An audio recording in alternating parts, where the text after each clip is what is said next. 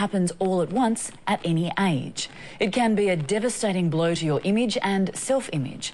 And it has happened to nearly 250,000 of us. Marguerite McKinnon reports many don't know where to turn for help or support. The hair can literally fall out overnight, and that's exactly what's happened. I just feel useless. I just don't know what to do.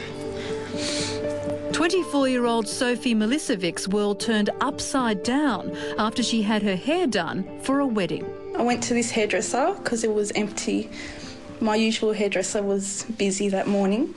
I went in for a hair straightened. They washed my hair and then straightened my hair. Everything was fine until 3 days later. I washed my hair, started brushing it, and my brush filled up with hair. And then I looked at my hair and there was a big patch of hair gone.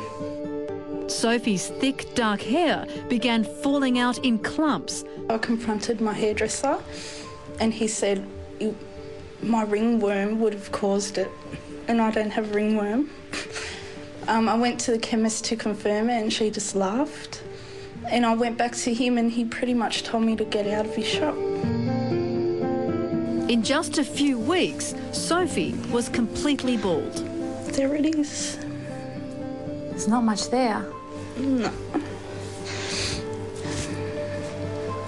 How do you feel about that? It's very upsetting.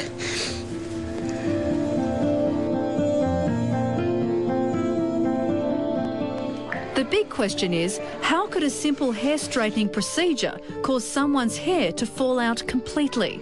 We took Sophie to see trichologist Tony Pearce, who specialises in scalp and hair problems. Many practitioners make the mistake of just assuming it's totally associated with stress. Yes, it can be, but it's also associated with many other things. In Sophie's case, getting her hair straightened triggered a genetic condition she never knew she had. Alopecia areata is much more common in people with dark hair or Asian people, and the hair can literally fall out overnight, and that's exactly what's happened.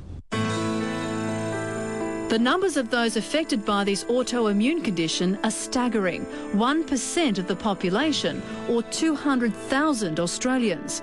While alopecia affects men and women equally, women suffer the most. Who gives a middle-aged guy a second look walking along the street? But with women, your hair is what defines your femininity, it's what defines you as a woman, and it's just devastating for women to lose their hair. Angela Jackman runs an alopecia support group. She has an extreme form of the condition, which began just after she got married. At one stage I had one eyebrow was still there, the other one had washed away. Literally, I'd washed it off. I didn't know whether to pluck the other eyebrow out or to draw them on. It was just devastating, and we're so obsessed about our appearance, generally, women are, and I just found it completely debilitating. I didn't know what to do. Husband Owen says while he was shocked, he didn't marry Angela for her hair. Yeah, well, I love Angela, so at the end of the day it was more of a case of making sure she was all right and she was going to get through it. A rise in alopecia is being blamed on the growing number of Australians with thyroid problems, decreased levels of iron, zinc and selenium in our diet, and lifestyle choices. We are seeing more of it. In women, it's to do with synthetic hormones, in hormone replacement, oral contraceptives, and our environment. And with males, males are definitely presenting with hair loss 10 years earlier than they did 20 or 30 years ago. The condition is also triggered from increased use of chemicals on our hair and the latest fashion to straighten hair. In healthy people, overuse of GHDs and other hair straighteners would normally just cause hair breakage, but for others, the consequences are extreme.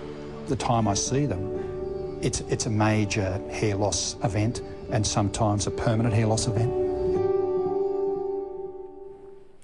The good news